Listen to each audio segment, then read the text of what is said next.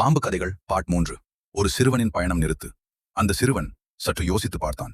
தன்னை கேலி செய்து விளையாட்டுத்தனமாக நடந்து கொண்ட அந்த சிறுவர்களை மனதார மன்னித்து விட்டான். எதுவும் பேசாமல் அங்கிருந்து வெகு தொலைவுக்கு நடந்து சென்றான். அங்கு ஒரு வயல், வெயிலில் வாடிய மண், அதில் கஷ்டப்பட்டு வேலை செய்து கொண்டிருந்த ஒரு விவசாயி தாத்தா, அவருக்கு துணையாக அந்த பாட்டியும். இருவரும் உயிரை உருக்கி உழைத்துக் கொண்டிருந்தார்கள். இந்த சிறுவன் வெகு தொலைவில் நின்று அவர்களை பார்த்து கொண்டே இருந்தான். தாத்தா ஒரு நொடியும் யோசிக்கவில்லை. தாத்தாவும் பாட்டியும் தங்களுக்காக வைத்திருந்த சிறிய உணவை அந்த சிறுவனுக்கு கொடுத்தார்கள். அவனும் முழுமையாக உணவு அருந்தி அங்கேயே உட்கார்ந்தான். சிறுவன் கேட்டான், தாத்தா, பாட்டி, நீங்கள் சாப்பிடவில்லையா? அதற்கு தாத்தா சிரித்துக் கொண்டே சொன்னார், நீ வெகு தொலைவில் இருந்து வந்திருக்கிறாய், அதனால் உனக்குத்தான் முதல்ல சாப்பாடு. நாங்கள் வீட்டுக்கு போய் சாப்பிடுவோம். அந்த பாட்டி சற்றே தயங்கினார். மெல்ல தாத்தாவிடம் சொன்னார், வீட்டில் இன்று ஒரு அரிசி தானியம் கூட இல்லை. இதை அந்த சிறுவன் வெகு தொலைவில் ஒளிந்திருந்து கேட்டான்.